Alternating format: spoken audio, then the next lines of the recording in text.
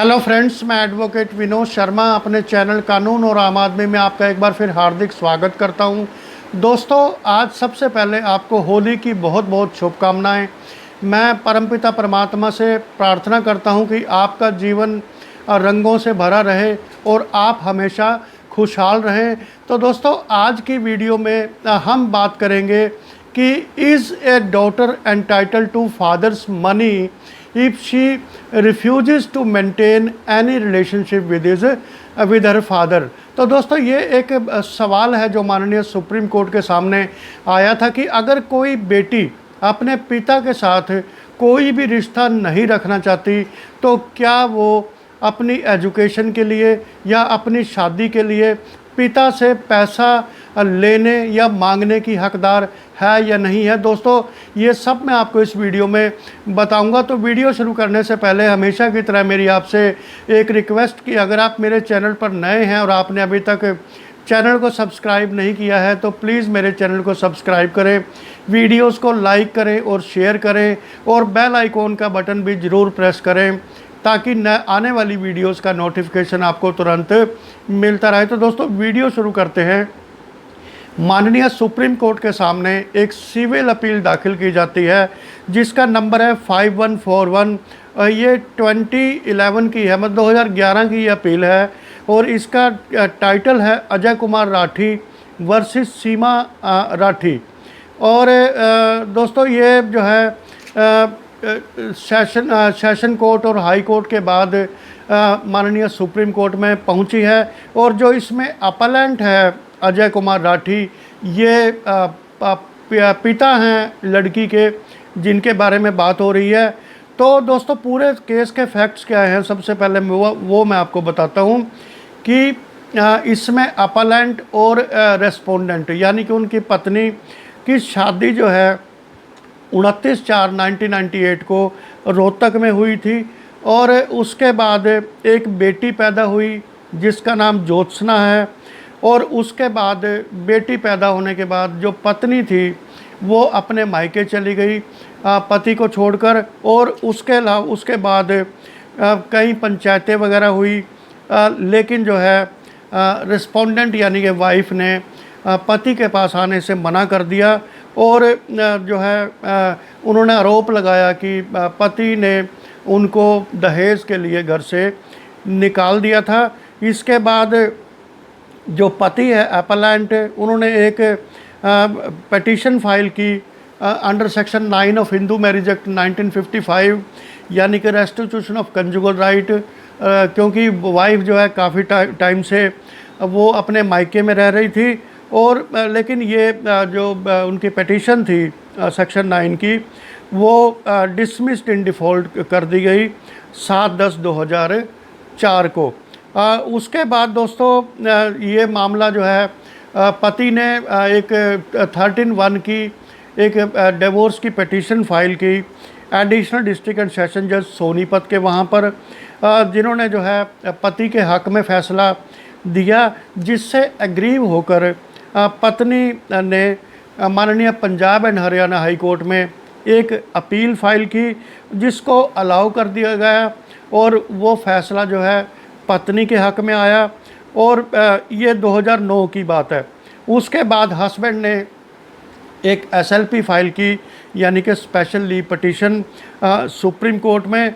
और माननीय supreme court में इसने इस केस के पूरे फैक्ट्स देखने के बाद ये जो है डायरेक्शन दी कि दोनों पार्टियों के बीच में मीडिएशन करवाई जाए कि अगर कोई रेजोल्यूशन या कोई सेटलमेंट दोनों पार्टीज़ के बीच में हो सकता है तो वो एक बेहतर उपाय होगा बजाय इसके कि सीधे तौर पे शादी तोड़ दी जाए।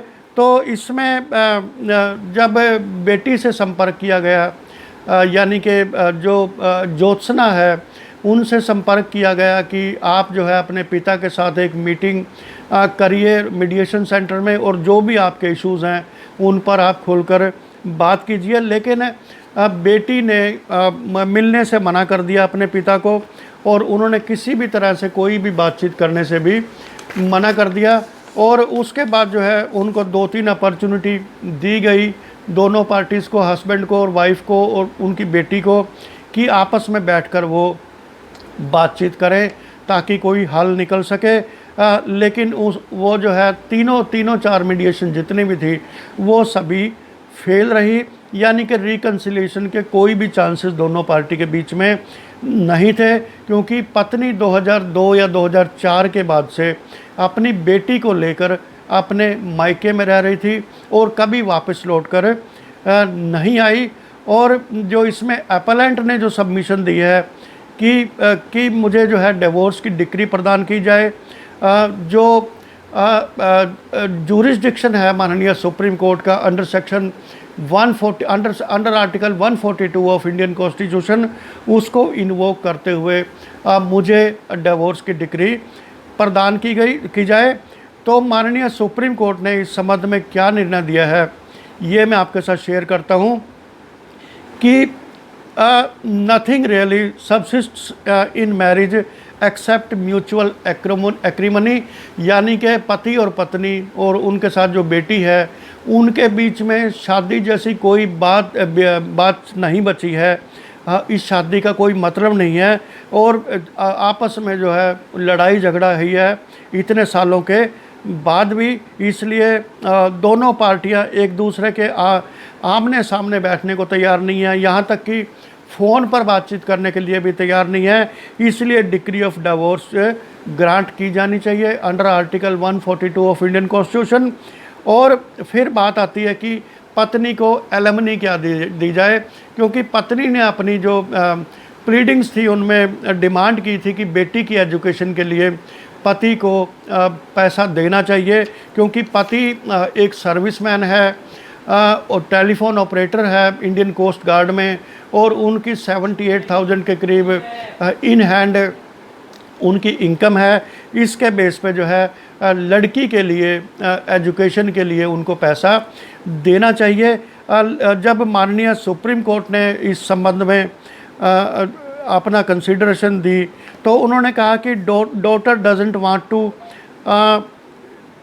Maintain any relationship with her father, कि बेटी अपने पिता के साथ कोई भी रिलेशनशिप नहीं रखना चाहती, ना वो मिलना चाहती है, ना वो टेलीफोन पे बात करना चाहती है। तो she is entitled to choose her own path, इसलिए उनको अपना अलग रास्ता चुनने का पूरा अधिकार है। लेकिन then can not demand money for education from her father. लेकिन अगर वो अपना रास्ता अलग चुनना चाहती हैं, पिता से अलग रहना चाहती हैं, तो उन्हें पिता से एजुकेशन के लिए या शादी के लिए पैसे मांगने का कोई अधिकार नहीं है। इसलिए उनको इस संबंध में कोई भी पैसे नहीं दिए जाएंगे। और अगर वो पिता के साथ कुछ संबंध रखना चाहती हैं, बातचीत रखना चाहती हैं, रिलेशनशिप मेंटेन करना चाहती हैं, तो तब इसके बारे में सोचा जा सकता है। और अगर बेटी कोई भी संबंध रखना नहीं चाहती तो वो कोई भी पैसा पाने के लिए हकदार